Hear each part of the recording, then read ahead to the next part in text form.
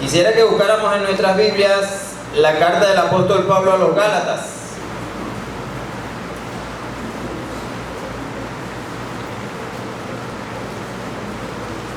Ahí vamos a ubicarnos en el capítulo 6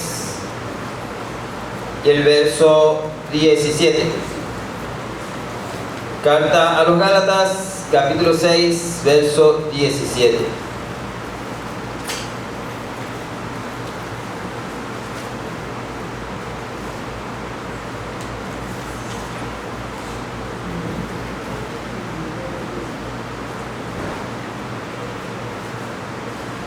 Dice la palabra del Señor: de aquí en adelante nadie me cause molestias, porque yo traigo en mi cuerpo las marcas del Señor Jesús. De aquí en adelante nadie me cause molestias, porque yo traigo en mi cuerpo las marcas del Señor Jesús. Padre bueno, Padre querido, Padre de la gloria, Señor Dios Todopoderoso, con humildad venimos delante de tu presencia, Padre, dándote las gracias porque nos permitiste hoy juntos alabar tu nombre, glorificarte, Señor, bendecirte porque tú eres Dios grande, bueno, poderoso, maravilloso, Señor. Tú eres el único Dios verdadero. Tú, Señor, nos hiciste y no nosotros a nosotros mismos. Somos tu pueblo y ovejas de tu prado, Padre, y por eso venimos ante ti con acción de gracias y con humildad, Padre querido, reconociendo la necesidad que tenemos de ti, Señor. Cada día, cada hora, cada minuto de nuestra vida te necesitamos, Señor. Aunque a veces nos olvidemos, aunque a veces, Señor, nos hagamos los locos, sabemos, Padre, que te necesitamos cada momento de nuestras vidas, Señor. Y por eso con humildad queremos pedirte, Señor, queremos suplicarte que nos hables, Señor, que toques nuestro ser, nuestra vida, nuestro corazón, con el poder de tu santa y bendita palabra, Señor. Háblanos, Señor, Padre querido. Señor, que haya voz de Dios en este día para nosotros, Padre querido. Señor, edifícanos, fortalécenos con tu palabra. Cámbianos, transfórmanos y ayúdanos a ser un poco más conforme a la imagen de Cristo Jesús, Señor. Te lo pedimos humildemente y te damos las gracias en el nombre de nuestro amado Señor Jesucristo. Amén. Pablo está cerrando su carta con este penúltimo texto, porque él culmina ahí después de eso diciendo: la gracia de nuestro Señor Jesucristo sea con su espíritu. Amén. Terminó la carta. Y él está cerrando un tema que trató durante toda la carta. Si usted lee los versos que están antes, ¿verdad? Pablo está hablando acerca de la circuncisión. Dice: la circuncisión de nada vale, porque ahora ya hay un nuevo pacto. Hay un nuevo trato de Dios con nosotros. Hay un nuevo trato de Dios con la humanidad. Hay una forma que era la verdadera, la anunciada, la definitiva de llegar a Dios, y esa forma era Jesucristo. No era la ley, no era la circuncisión. Y él está diciéndoles a ellos: pero no se preocupen, esa gente que quiere que ustedes se circunciden, lo que quiere es hacer coco con ustedes. Lo que quiere es echársela de que los llevó a ustedes hasta ese terreno. Quieren andar y envanecerse porque los manipularon y los lograron llevar hasta ahí. Esto se circuncidó porque yo le dije. Algo así está queriendo expresar el apóstol en esos últimos versos. Y no es que él estaba menospreciando la circuncisión, porque él era judío de nacimiento. Pablo era circuncidado también. Él no estaba menospreciando para nada lo que sucedía o lo que Dios había mandado a ese pueblo en especial. Lo que él estaba diciendo era que esa marca ya no era necesaria. Él dice en un verso anterior: la incircuncisión o la circuncisión no son motivo de estar pendiente. No hay que darse mala vida por ser incircunciso o circunciso.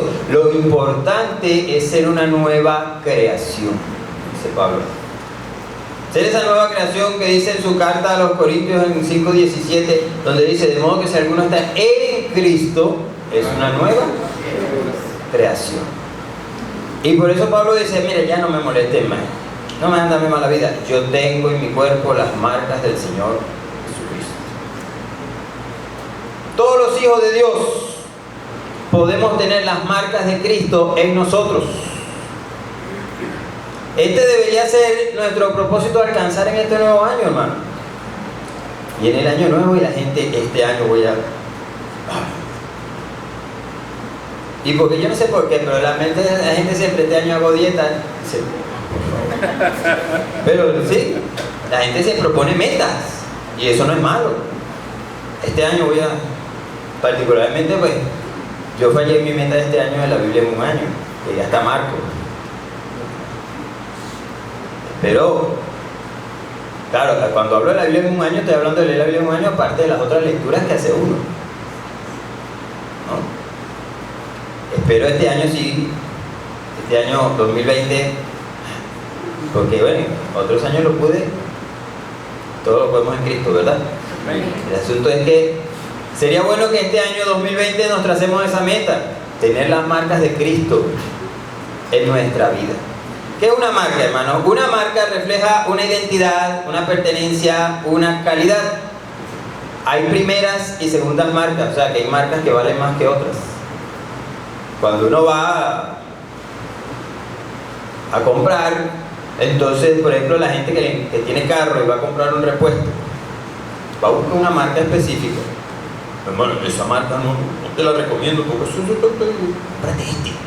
¿Y cómo lo reconozco? Bueno, él tiene un sellito aquí. Están buscando la marca, porque ese producto le dura más al carro.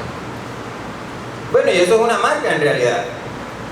La marca nos refleja la diferencia que tiene el producto. Nos dice, nos da incluso, nos muestra la garantía que puede tener ese producto. Cuando uno dice esa marca es chimba, ya uno ve la marca, ya uno no confía en ese producto. Y de repente no está. Entonces, bueno, así pasa con las marcas de Cristo. La marca de Cristo lo que hace es garantizar quién es usted, de dónde viene, a dónde va. Amén. Amén. La marca de Cristo dice, este es un redimido del Señor. Es un verdadero redimido del Señor. ¿Cuáles son esas marcas a las que se refiere Pablo? La palabra griega que se usa en esta porción es stigmatai. No se escribe así, por supuesto, porque el griego se escribe de una manera. Es como el inglés, se escribe de una manera y se pronuncia de otra, ¿verdad? Si usted trata de pronunciar lo que está en el griego así, queda más perdido que el hijo del ¿verdad? Pero la palabra se pronuncia así, stigmatai. En la antigüedad, estas marcas o estigmatas se le ponían a los esclavos para identificar quién era el dueño, o se le ponían también al ganado. De hecho, todavía el ganado se marca. Si usted va a una hacienda, va a ver que todas las vacas, los toros, los becerros, todo lo que tiene están con una marca. ¿Para qué? Para que si alguien se lo roba, no, mijo, usted está pelado, mira, esa vaca es mía. Venga para acá. ¿Ves? Y bueno, hay gente que todavía se quiere marcar. Hay personas que agarran y de repente tienen una novia y se ponen el nombre de la novia en el brazo.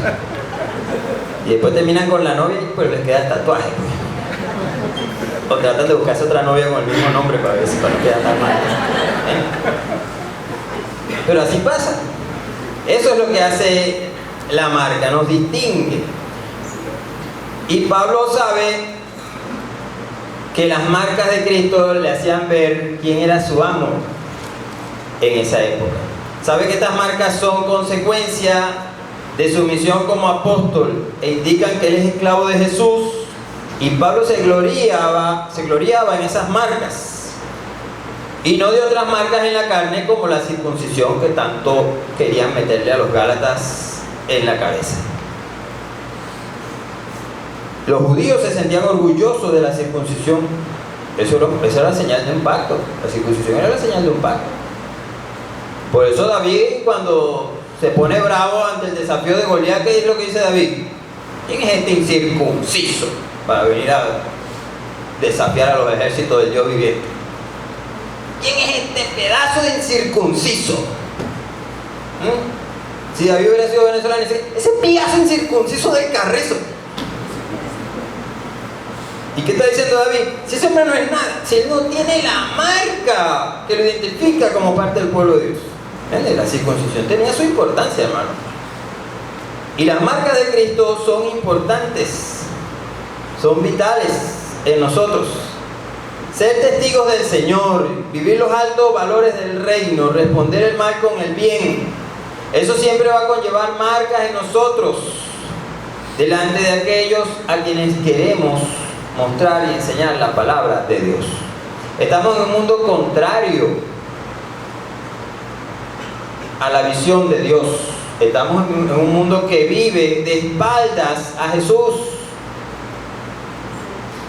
Y en algún momento vamos a tener que sufrir las marcas de Jesús en nuestro cuerpo. Marcas de Cristo. Pero para poder sufrir las marcas de Cristo en nuestro cuerpo, hermanos, que todos nosotros las podemos tener y podemos lograr, necesitamos imitar al Señor por lo menos en 3 maneras que vamos a ver hoy. La primera manera nos la da Hebreos 12:2. Hebreos 12:2 nos dice: puestos los ojos en Jesús, el autor y consumador de la fe, el cual por el gozo puesto delante de él sufrió la cruz, menospreciando el oprobio, y se sentó a la diestra del trono de Dios. Amén. Cuando el texto arranca diciendo puestos los ojos en Jesús, dice: vean e imiten a Jesús. Vean lo que Él hace, presten atención a lo que está haciendo para que ustedes lo hagan después. Eso es lo que quiere decir puestos los ojos en Jesús. No es que usted va a agarrar un cuadrito de esas figuras que tienen en sitios por ahí con un personaje que dicen que es Jesús, y creo que es un modelo que se puso ahí para que lo pintaran, ¿verdad? No es que usted se va a quedar viéndolo así. O que te vas a parar en la mañana y vas a decir: voy a ver a Jesús. Es ver el ejemplo de Jesús y seguirlo. Y el texto dice: puesto los ojos en Jesús. ¿Qué hizo Jesús? Por el gozo puesto delante de él, ¿sufrió qué? Sufrió la cruz. Pero para poder sufrir la cruz, Jesús menospreció el oprobio. Entonces, la primera manera en la que podemos lograr tener las marcas de Jesús es menospreciando el oprobio. Oprobio, hermanos, es cualquier cosa que produce deshonra o vergüenza pública. Tenga por seguro, hermano, que si usted sigue al Señor con fidelidad e imita el ejemplo de Jesús, el chalequeo es solo el principio.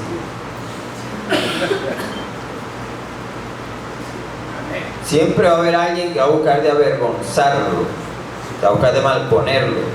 El término oprobio es de origen latín. Se forma con el prefijo o, que significa en contra o enfrentamiento de un obstáculo, y la raíz de prober, que expresa vergonzante o digno de reproche. Por lo tanto, oprobio es cualquier cosa vergonzante que se nos pone enfrente. El que quiera tomar la cruz de Cristo, siempre va a haber alguien enfrente que lo quiera avergonzar. Porque la cruz de Cristo significó oprobio, vergüenza, humillación, o burla, desprecio. Jesús estaba en la cruz y acaso la gente pasaba: ay, pobrecito, bájalo de ahí, ¿no? La gente pasaba: si eres hijo de Dios, baja de esa cruz y te vamos a creer. Salvó a otros, pues no se salva a sí mismo. Y cuando estaba en el pretorio, ¿qué no le hicieron? Lo escupían, lo golpeaban, le pusieron una corona de espinas. Salve el rey de los judíos, se burlaban. Le pusieron un manto escarlata. En otro texto dice un manto púrpura. Esas son cosas que podemos discutir en el seminario si usted se inscribe, ¿no? Pero el asunto es que le ponen el manto y se burlan de él.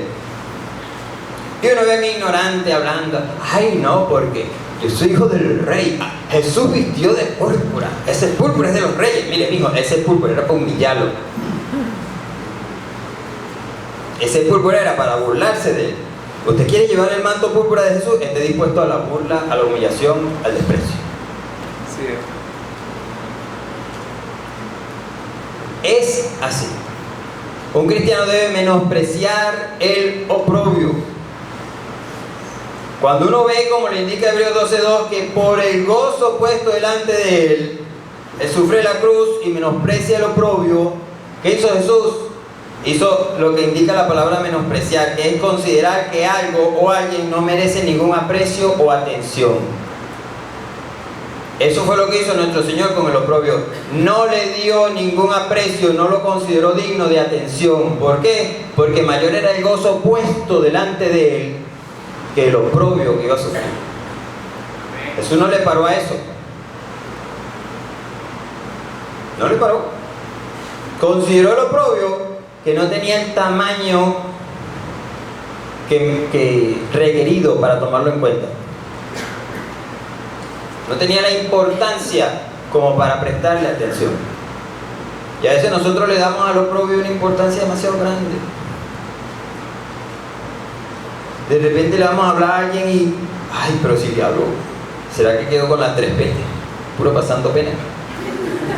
No, hermano, olvídese de eso. Así nunca vamos a poder tener las marcas de Jesús.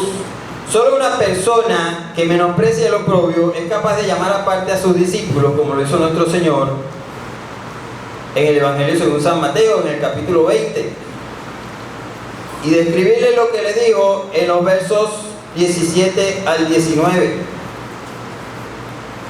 El Señor le dice a los discípulos, dice que ustedes lo consiguen más rápido que yo. Subiendo Jesús a Jerusalén, tomó a sus 12 discípulos aparte en el camino y les dijo: he aquí subimos a Jerusalén, y el Hijo del Hombre será entregado a los principales sacerdotes y a los escribas, y le condenarán a muerte. Y le entregarán a los gentiles para que le escarnezcan, le azoten y le crucifiquen. Mas al tercer día resucitará. ¿Qué persona en su sano juicio va a ir a un sitio donde sabe que le van a hacer todo eso? Dígame usted. ¿Qué persona es capaz de agarrar y decir, bueno, miren, si miren nada más a los muchachos estos que se meten en la vida desordenada y terminan siendo unos antisociales? Cuando saben que alguien les quiere dar material, ¿qué hacen? No se van, se esconden, se pierden por ahí. Se enconchan, como dicen ellos. No sé si todavía usan esa palabra, pero... Porque, bueno, hermano, a veces uno de tanto... Uno tira la cédula y no se da cuenta,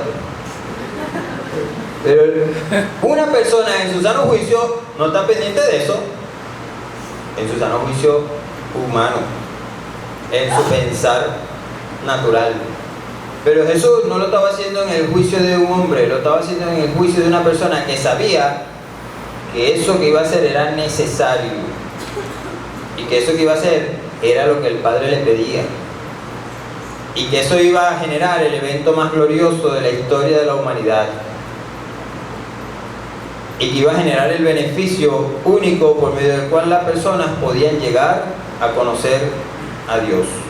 Y Él se lo hizo a los discípulos así de lo más tranquilo. Miren, mijo, vamos para Jerusalén. Allá en Jerusalén me van a meter preso, me van a agarrar, me van a enjuiciar, me van a hacer un juicio chico, me van a humillar, me van a escupir, me van a hacer esto y me van a crucificar. Pero tranquilo, que al tercer día voy a resucitar. Amén. Amén. Y el Señor advierte que eso mismo le va a ocurrir a todo aquel que le sigue como discípulo. Todo aquel que quiere ser discípulo de Jesús tiene que tener claro que a él le va a esperar eso mismo. Él lo advierte en Mateo 10, en los versos 22, 24 y 25. El Señor le dice: serán aborrecidos de todos por causa de mi nombre, mas el que persevere hasta el fin, éste será salvo. El discípulo no es más que su maestro, ni el siervo más que su señor. Le basta al discípulo ser como su maestro y al siervo como su señor.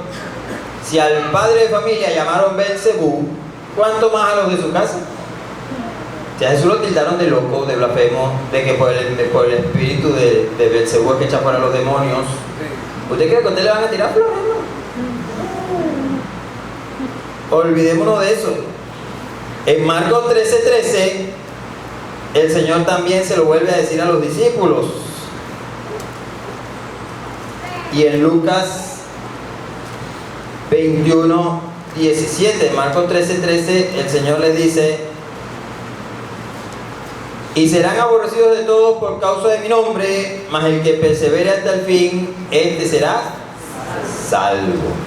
Y Lucas 21:17 también lo refleja.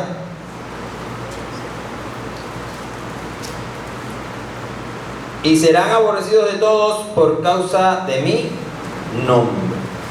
El que quiera verdaderamente seguir a Jesús, el que quiera verdaderamente poner su mirada en Jesús, el que quiera tener las marcas de Jesucristo en su vida, entonces tiene que entender que el oprobio es inevitable. Eso viene con el paquete, si lo quiere ver así. El oprobio es parte de lo que nos toca por seguir y obedecer a Jesús. Es más, el oprobio es hasta una bendición. Jesús dijo: bienaventurados serán cuando por mi causa los persigan, los escarnezcan, digan toda clase de mal contra ustedes mintiendo. Es una bienaventuranza tener el oprobio del Señor. De una persona que está dispuesta a sufrir como nuestro Señor, primero tiene que menospreciar el oprobio. Necesitamos estar dispuestos a menospreciar el oprobio si queremos las marcas de Jesús. Las otras dos nos las da Filipenses 2. La carta a los Filipenses en el capítulo 2. Seguro que ustedes todos se saben esa porción de memoria, porque ustedes son más pilas que yo. En los versos 5 al 8 del capítulo 2, el apóstol Pablo le dice lo siguiente a los hermanos de Filipos: haya pues en ustedes este sentir que hubo también en Cristo Jesús, el cual, siendo en forma de Dios, no estimó el ser igual a Dios como cosa a que aferrarse, sino que se despojó a sí mismo, tomando forma de siervo, hecho semejante a los hombres. Y estando en la condición de hombre, se humilló a sí mismo, haciéndose obediente hasta la muerte y muerte de cruz. Lo primero que nos indica este verso acerca de esas maneras es que otra manera para poder tener las marcas de Jesús es no estimar nada fuera de Jesús como algo a lo cual aferrarnos. Amén. Cuando leemos eso en la carta de los Filipenses, de tener el mismo sentir que hubo en Cristo Jesús, está hablando de tener la misma actitud.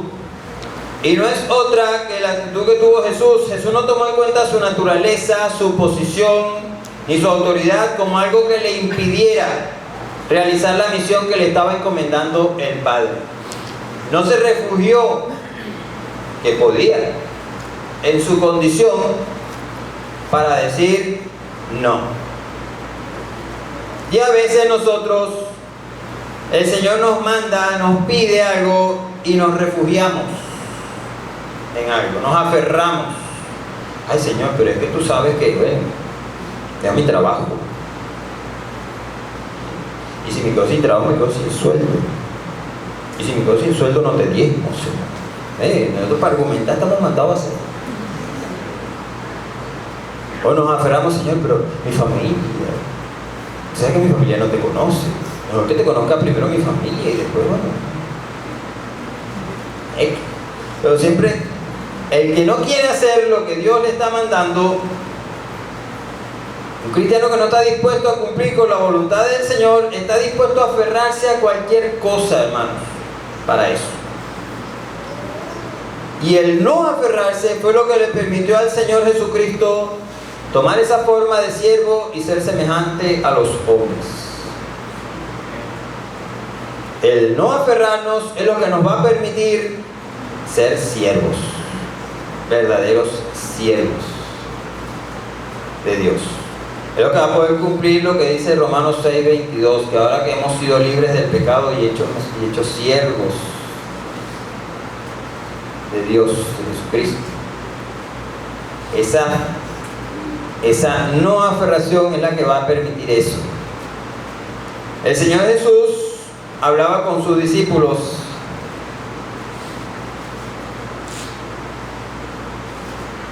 y un día se le acercó la madre de dos de ellos, la madre de...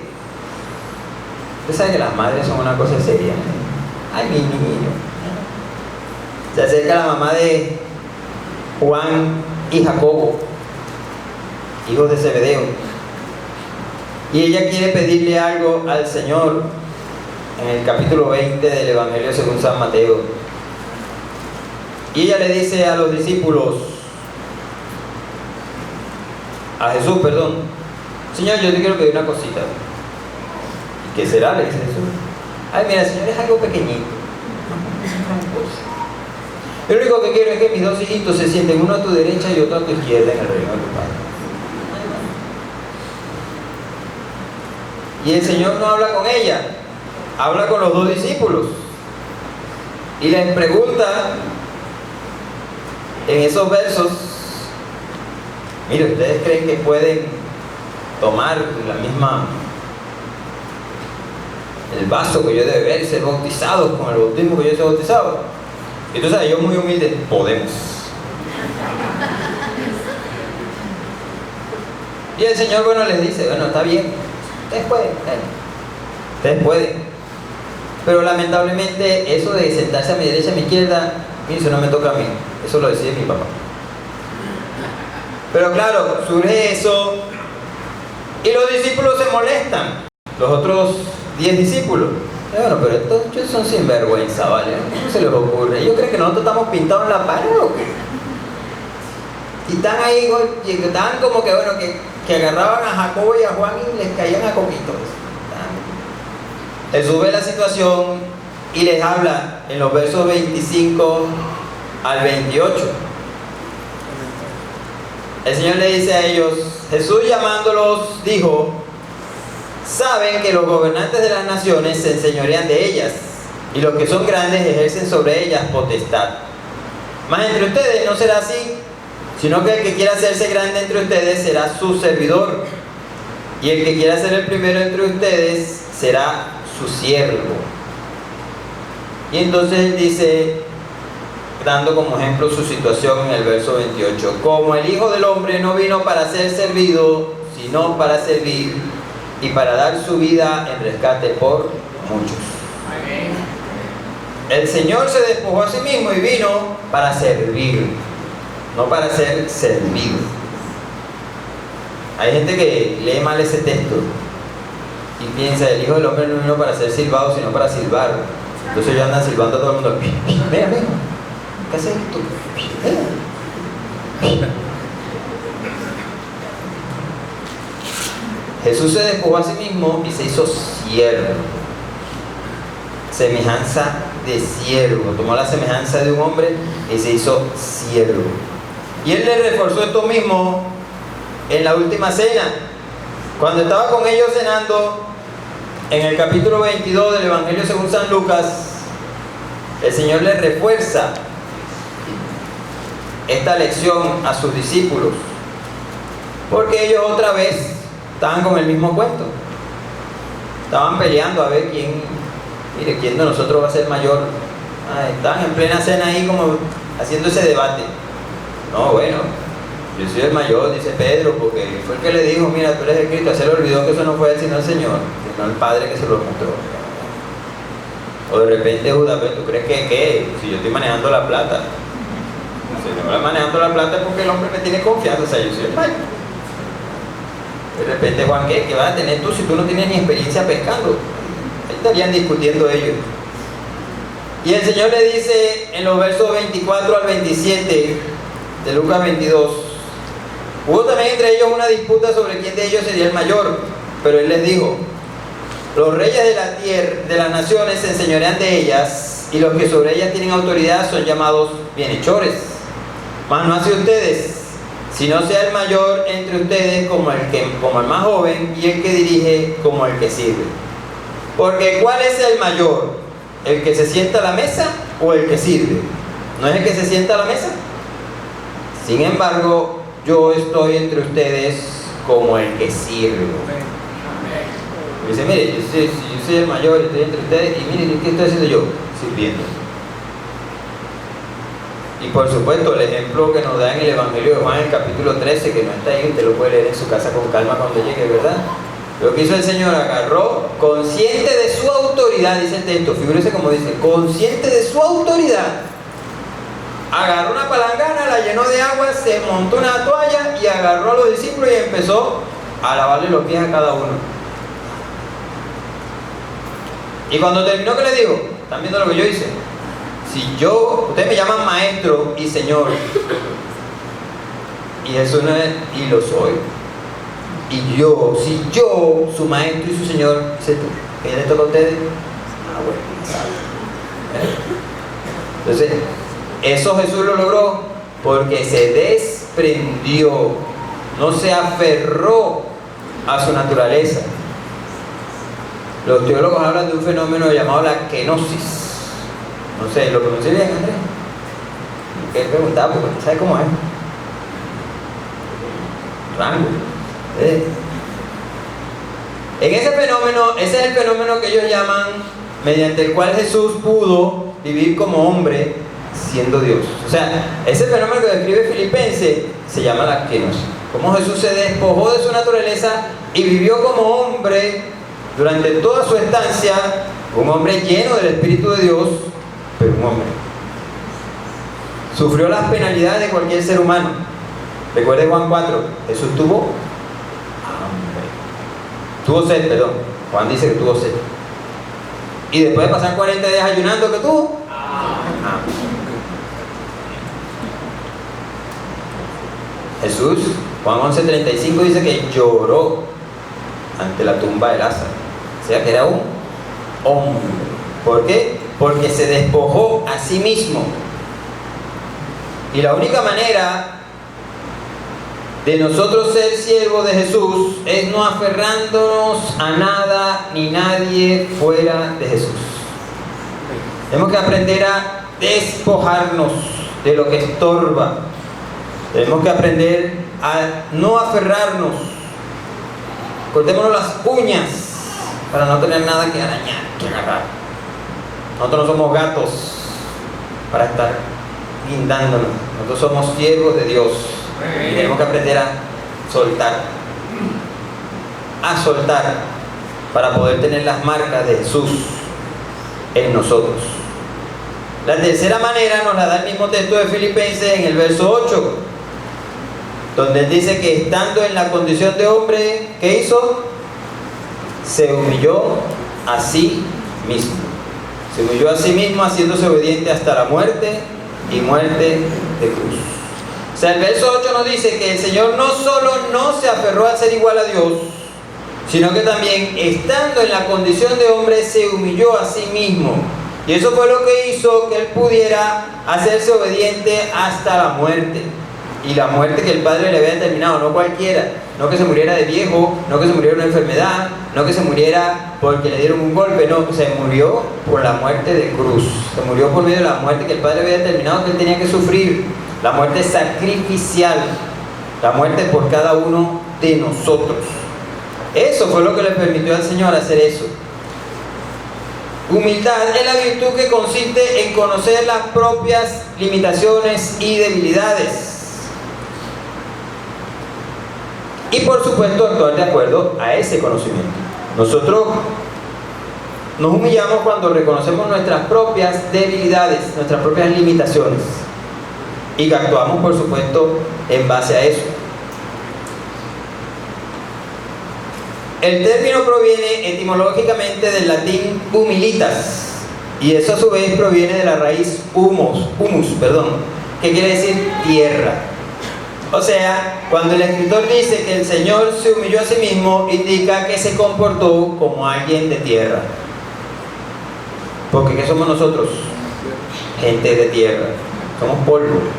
Por eso el Salmo 106 dice, 103, perdón, dice en uno de sus textos, porque Él conoce nuestra condición, se acuerda de que somos polvo. Jesús se comportó como alguien de tierra, alguien de aquí, cuando se humilló a sí mismo. Y esa humillación a sí mismo, lo que le permitió actuar de la manera que lo hizo en el Evangelio según San Mateo, en los versos 51 al 54 del capítulo 26. Cuando llegan a arrestar a Jesús, llega la turba, los fariseos con los oficiales del templo, se arma el alboroto, se arma el zafarrancho y los discípulos ven el asunto. ¿Y qué sucede en esos versos? En el 26, bueno, dice el verso 51,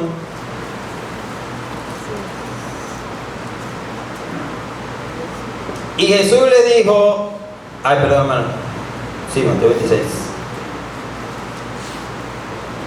Amigo, aquí estoy leyendo el 50, pero uno de los que estaban con Jesús, extendiendo la mano, sacó su espada, e hiriendo a un siervo del sumo sacerdote, le quitó la oreja. O sea, en otro evangelio indica que eso lo hizo Pedro, ¿no? Agarró, mira, Señor, no te hagas yo. Y le cortó la oreja a Malco. Se llamaba el siervo, ahí me dicen que en otro evangelio dice el nombre del siervo, ¿verdad? ¿Y qué hizo Jesús? Entonces Jesús le dijo, vuelve tu espada a su lugar, porque todos los que tomen espada, a espada perecerán. Le digo, quédate quieto, Pedrito, sosiégate, bájale 2, cálmate, guarda eso. ¿Y qué le dice en el 53? ¿Acaso piensas que no puedo ahora orar a mi Padre y que Él no me daría más de 12 legiones de ángeles? Jesús le dice a Pedro, ¿qué te pasa, chico? Mira, si yo me despojé a mí mismo, me estoy humillando a mí mismo, me estoy haciendo como tú. ¿Por qué? Porque aquí hay algo planificado. Papá, quédate quieto, esto está listo, aquí no hay nada que hacer. Y por eso le dice en el 54, pero ¿cómo entonces se cumplirán las escrituras de que es necesario que así se haga? Mira, Pedrito, aquí no vienen un poco de ángeles a salvarme, porque definitivamente hay que cumplir con esto. ¿A ti se te olvida lo que yo dije? Acuérdense que esto es después de cuando Jesús, cronológicamente es después de cuando Jesús dijo en Juan, por eso me ama el Padre, porque yo doy mi vida. La doy para volverla a tomar. Nadie me la quita. Yo de mí mismo la pongo. Tengo poder para ponerla y tengo poder para recuperarla. Y Jesús estaba ahí dando su vida, haciéndose como cualquier hombre, indefenso, pero indefenso por voluntad propia. No era porque no se pudiera defender, era porque no se quería defender. ¿Por qué? Porque él estaba permitiendo que Dios trabajara, que Dios actuara, haciendo la voluntad de Dios.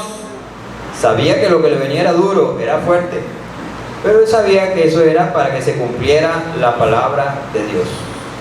Y por eso lo para Pedro, cálmate, Pedrito, cálmate, que yo me estoy humillando a mí mismo, yo me estoy haciendo tierra para que ustedes puedan ser nuevas criaturas.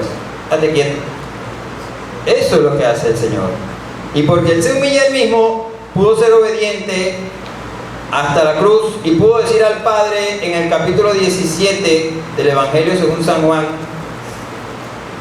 en el verso 4, yo te he glorificado en la tierra, he acabado la obra que me diste que hiciera. La obra que me encomendaste, la terminé, dice el Señor al Padre. Y gracias a esa humillación, gracias a ese humillarse a Él mismo, es que Él pudo hacer lo que decía el verso 30 del capítulo 19. Cuando Jesús hubo tomado el vinagre, dijo, consumado es. Y habiendo inclinado la cabeza, entregó el Espíritu. Esa humillación le permitió sufrir la cruz, esa humillación le permitió completar la obra que su Padre le dio. Y estando en la cruz ya, Él dijo, totalito. Aquí no hay más nada que hacer. Ya está hecho. Amén. Completa, total y absolutamente hecho. Él le dijo a Satanás, se acabó lo que se daba. Estás frito. Y por eso lo que dice Colosenses, que Él exhibió públicamente a las potestades, al enemigo, a Satanás, los humilló públicamente exhibiéndolos en la cruz. La cruz fue la victoria de Dios sobre Satanás. Amén. Y eso le permitió a Jesús dar esas dos palabritas. Consumado es. Se acabó. No hay más nada que buscar. No hay nombre mayor que el de Jesús, porque Él se humilló a sí mismo. Amén. Amén. La única manera de que Dios complete su obra en nosotros es humillándonos a nosotros mismos. Cada día de nuestra vida reconociendo que somos polvo. Cada día de nuestra vida reconociendo que somos tierra. Cada día de nuestra vida reconociendo que sin Jesús nada podemos hacer. Cada día de nuestra vida prestándonos como instrumento para Jesús, comportándonos como lo que debemos ser, siervos y siervas de Jesús. Recordar lo que dice el Salmo, creo que es el 117, como los ojos de los siervos. No, el 117, no, creo que es 127. 117 es el más corto de la Biblia, el capítulo más corto, ¿no?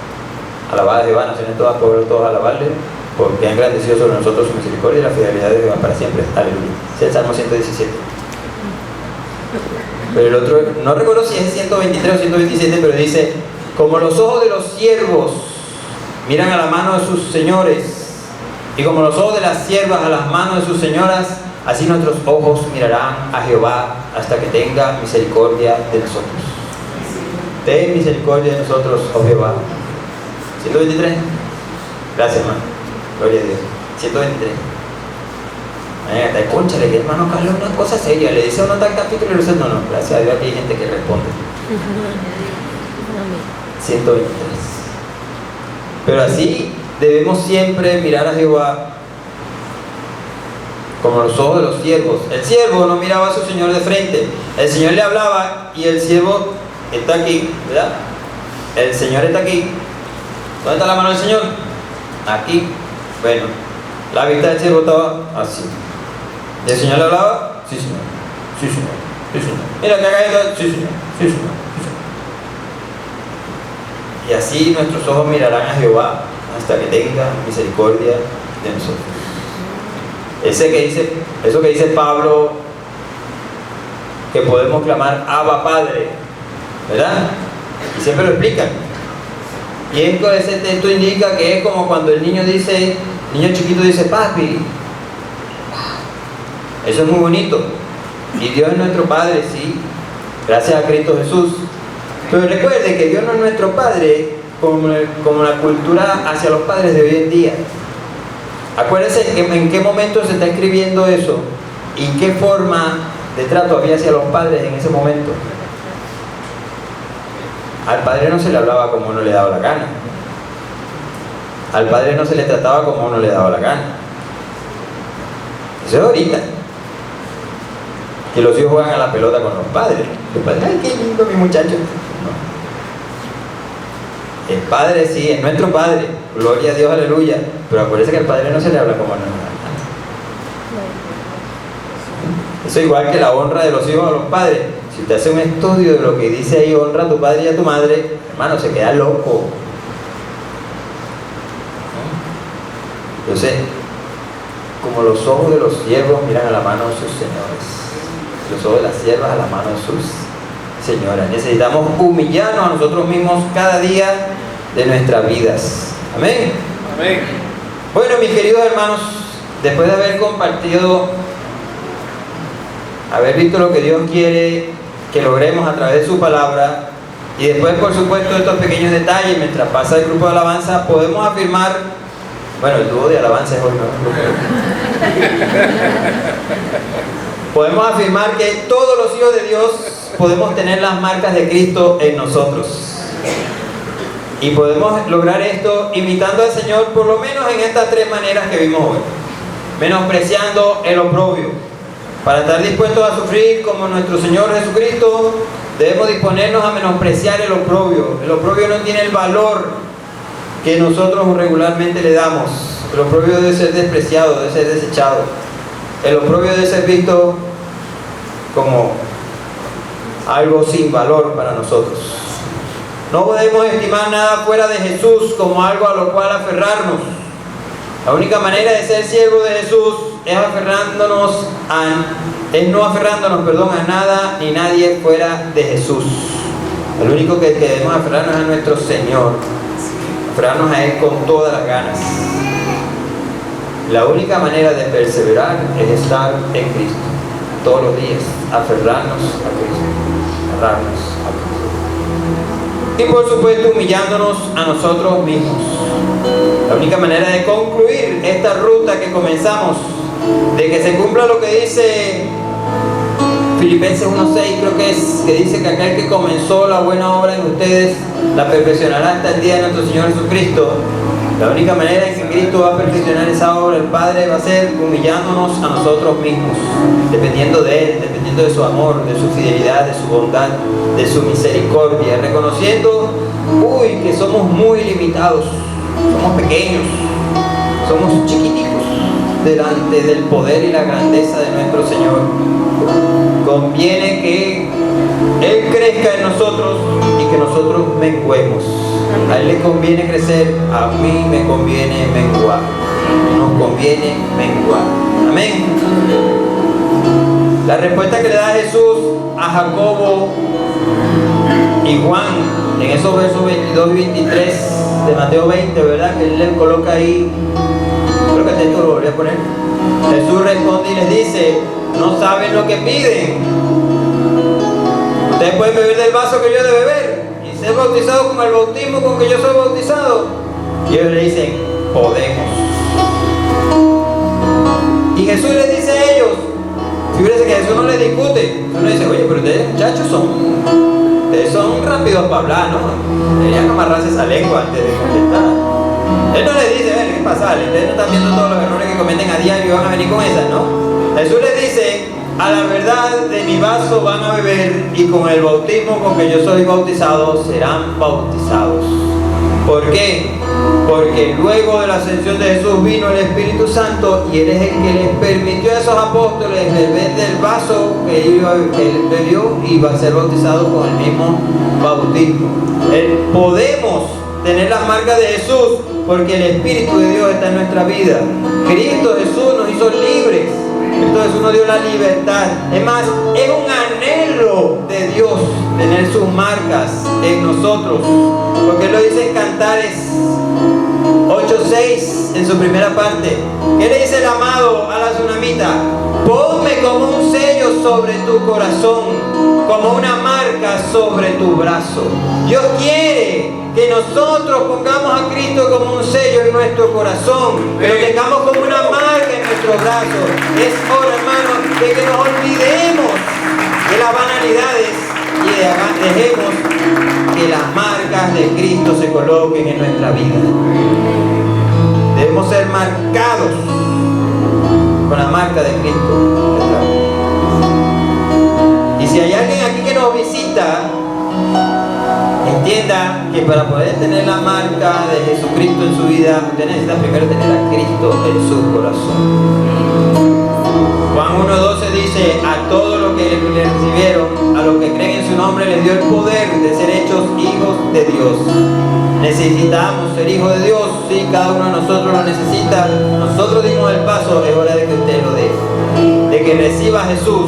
Y recibir a Jesús no es otra cosa que reconocerlo como el buen pastor, como el Señor, como el que manda, como el que es maestro, como nuestro Redentor.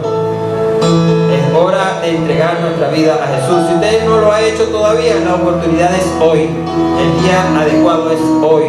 El momento es ahora. Dígale a Jesús: Jesús, quiero quiero que me salves. Jesús, quiero que me hagas una nueva criatura. Pase al frente y diga, sí.